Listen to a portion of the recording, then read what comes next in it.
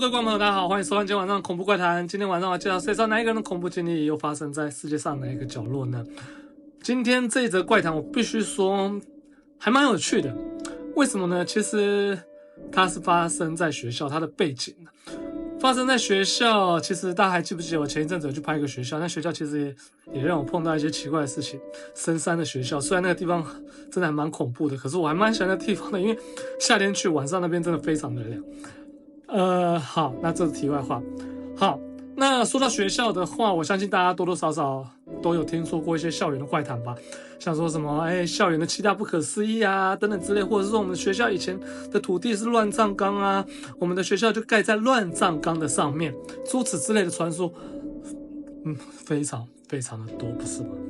好，那这是我们亚洲地区有可能会有这些的怪谈啊等等之类的一些文化，那你觉得欧美国家有没有呢？没错，今天我刚刚有说到嘛，发生在美国，那他至于碰到什么样的状况，接下来我就来告诉大家咯。虽然我可能看起来很坚强，但我常常害怕自己的感受，所以我会观察周边的人来决定我的反应。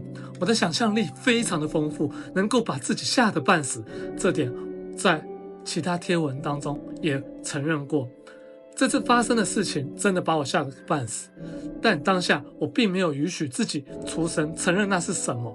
我非常坚信意念的力量，并努力不去向负能量屈服。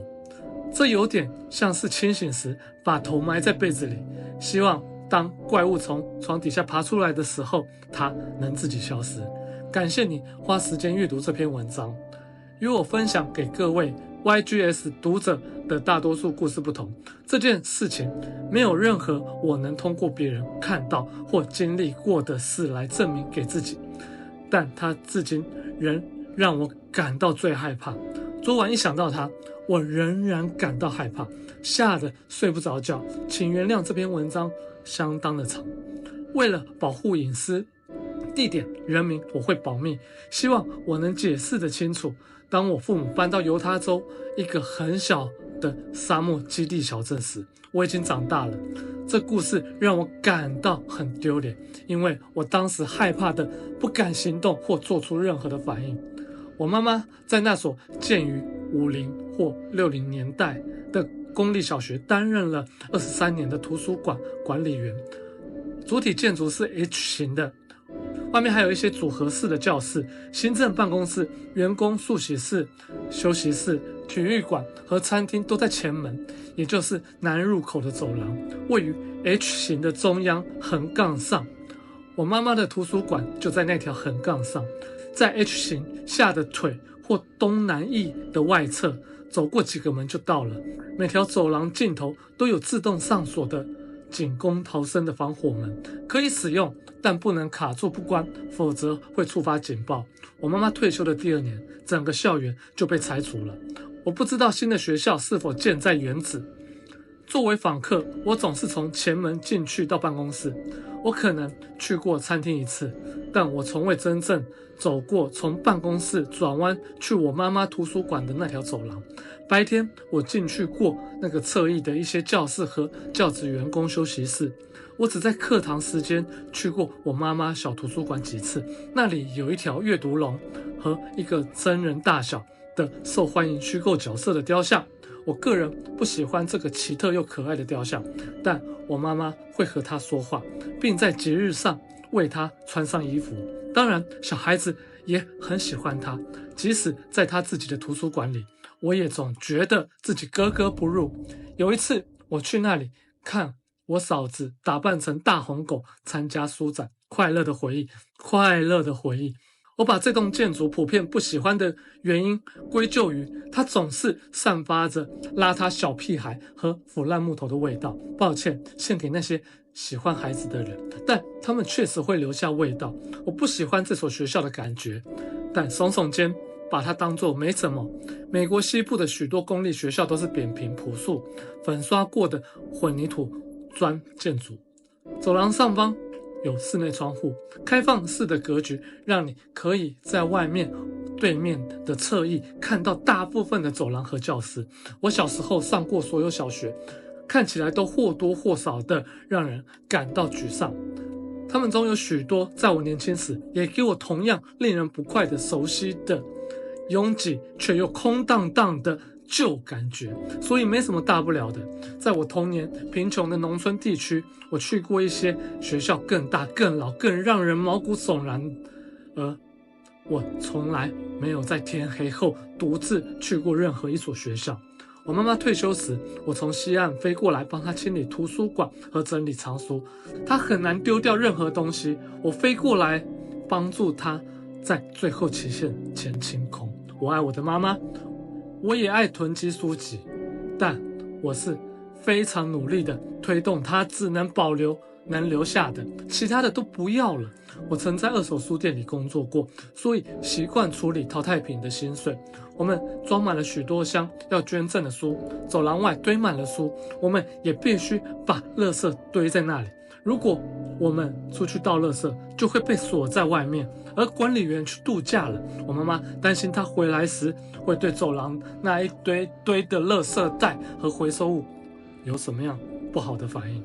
总之，我之前来访时发现，学生厕所那里小小的隔间和更小的马桶，对我这个大个子来说实在太小了，所以我从那个时候再也没有进去过。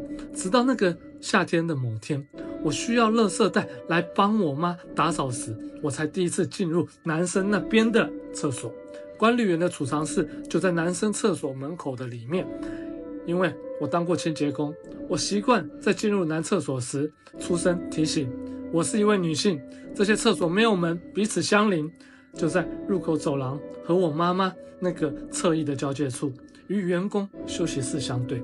当我第一次走进男生那边时，我感觉到一种可能是小学时那种正常有点违规的感觉，像是去了错误的厕所。尽管当时确定只有我们2个人在那里，我花太多时间打扫厕所，所以这点新奇感很快就消退了。随着我每次进去壁橱拿东西，那种感觉变成了一种更具体、非常不受欢迎、绝对的威胁感。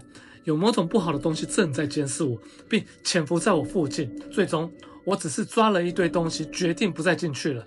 这是我这次旅行的第一天，因为我害怕而感到自己像个傻瓜，尽管那是一种强烈非自愿的生理反应。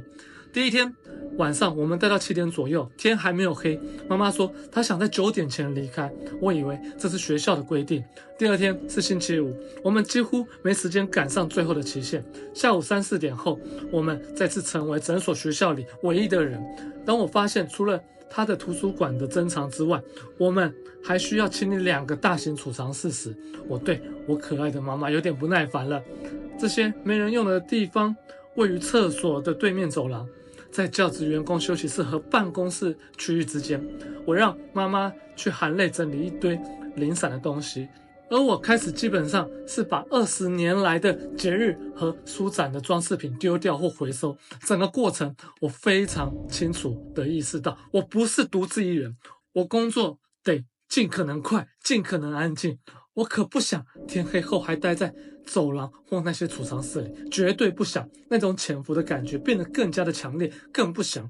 它似乎从厕所那边沿着走廊蔓延到整个图书馆门口。我在那些小小的储藏区里，感觉自己被逼到墙角，被跟踪，被监视。我差点就跑回我妈妈的身边。在对我胆小的心进行了一番严厉的训话之后，我放弃了分类的念头，直接把所有东西放进垃圾袋里。就这样，我迅速完成了储藏区的工作。我妈妈很累，也很伤心的要离开学校了。我们还剩下非常多东西需要清理，至少有3排书架要整理。我们淹没在灰尘和书堆里，一直工作到天黑。只有应急的灯点亮了走廊，不过他把我们所在的那部分走廊的真灯都打开了。那种邪恶的感觉依然存在着，但更糟，天黑后，我妈妈还在没有说任何话的情况下把我们锁在了里面，和她待在图书馆里。我感觉到足够的安全，即使我觉得有什么东西潜伏在我们身边的空荡荡走廊里。我强烈的感觉我们被某个愤怒、报复心强的监视者逼到了墙角。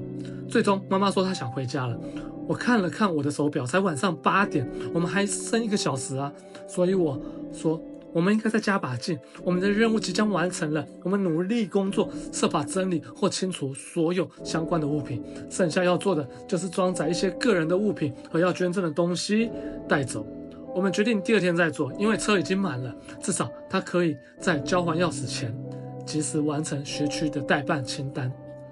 我记得当我走向走廊尽头和防火门灯光时，我强迫自己不要回头，我怀里抱满了东西，等着妈妈锁上她的教室门。妈妈绕过了角落的办公室，放下她的钥匙，然后关掉走廊的灯。在我成年后的生活中，我从未像妈妈走回来那一段短短的走廊里，这几分钟里那样的害怕黑暗。我现在写这段时，鸡皮疙瘩都起来了。来自学校其他的地方的黑暗阴影似乎正冲着过来，要把我们两个活活的吞噬。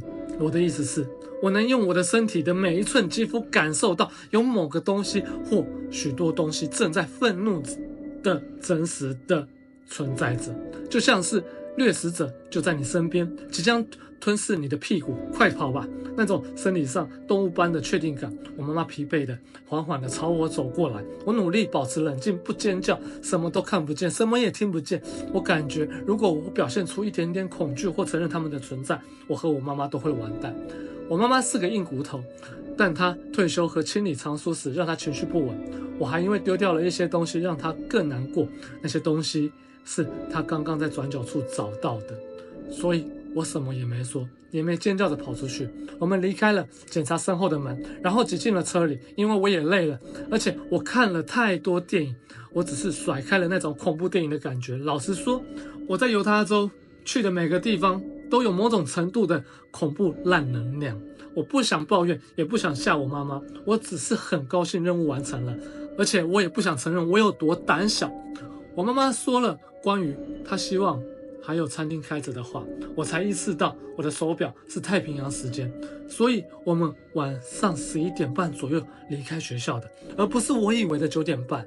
第二天早上，我们回去拿剩下的东西。下周学校要开学了，许多教职员工正在布置他们的教室。其中一位向我们挥手，并让他10岁的孩子帮我们打开了我们前一晚离开的那扇防火门。一切都太阳光，太吵闹。我妈妈走进她的教室，在介绍之后，那个男孩礼貌地提出要帮我把东西搬到车上，我妈妈则留下来和他的同事聊天。当我们沿着走廊走时，那个男孩随口说：“所以你们昨晚很晚才走吗？你们有听到鬼吗？”我试图保持冷静说：“没有啊，你有过吗？”然后这个年轻人若无其事地告诉我，他听过幽灵般的小孩声音。他说，很多人多年来都看到幽灵的声音，或听到在空荡荡的走廊和那个侧翼空荡荡的屋顶上有脚步声。没有人会独自在天黑待在学校里，连管理员也不会。我努力不让自己吐出来或哭出来。他看到我的表情，似乎友善地笑了笑，说：“这也把我爸给吓到了，并说他爸爸自从有一次他和另外一位老师追逐着一些声音，那些声音还把门嘣的关上，等那里没有人之后，就再也不会独自或晚上待在这里了。”我感觉有人把冰块倒进我的内脏，连那种充满灰尘的阳光都看起来可怕。我能感觉到他试图通过转移话题来表示善意。我没有告诉他发生了什么事，也没有告诉他我有多害怕，但他似乎因为提起这件事而感到不好意思。不用说，我在他的帮助下迅速打包，只做了最后那一次搬运。一旦我们都安全地回到车上，我提起了那个男孩说的话。我告诉我妈妈，我在厕所里前一晚，以及当时在众人面前大白天里有多害怕。她只是随口说，教职员工几年来都听过也看过令人毛骨悚然的东西，尤其是从男生厕所下面穿过学校通往体育馆另一侧的隧道。他平静地说，这就是为什么他会尽量在9点前离开，因为他知道他无法独自或天黑后对抗他，因为他不让他进入他的图书馆。此时此刻，地球上没有任何东西能让我再回到那所学校了。我妈妈她是一个非常虔诚的人，所以她这种平静如常反应让我感到惊讶。向我妈妈致敬，这位勇敢的小图书馆管理员，他在可怕的潜伏恶魔在他们学校里爬行时，显然教育了几代孩子。我不知道妈妈是否日复一日的在20多年里都应对着那种充满仇恨的潜伏者食肉般邪恶的能量，但天哪！坐在明亮的夏日阳光下，我不知道该说些什么，我只是哭了。那是一个糟糕透顶的、非常不好的周末。我真的讨厌去犹他州，还蛮长的哦。但是这一则经历，我必须说哈，其实他没有办法像日本来那么恐怖，但是他是慢慢的叙述出他在里面的感觉，甚至说他就感觉到他也没有碰到是其他人，他的老师啊，还有那个就是现场的老师啊，还有什么的这些人，他们所碰到。在学校里面有什么听到一些小孩子哭声、脚步声，门自己关上啊。可是我必须说，为什么会觉得他恐怖？因为他在诉说他在里面碰到的事情的那种巨细靡的感觉哦，我真的觉得超棒。我只对日本学校感觉到恐怖，台湾的学校感觉到恐怖，但我没有想到连欧美的国家的学校也这么的恐怖哈。好 ，OK， 我是勾上的前明，那今天的恐怖怪谈就介绍到这个地方为止，非常感谢大家收看哈。那最后也跟大家讲哈，鬼月的时候下周的直播，就是不是下周了，就是明天的直播是会员版才能收看的，假如你还没加入会员的话，赶快加入会员。好，那我们就算会员的话，明天直播见；非会员的话，下周见，拜拜。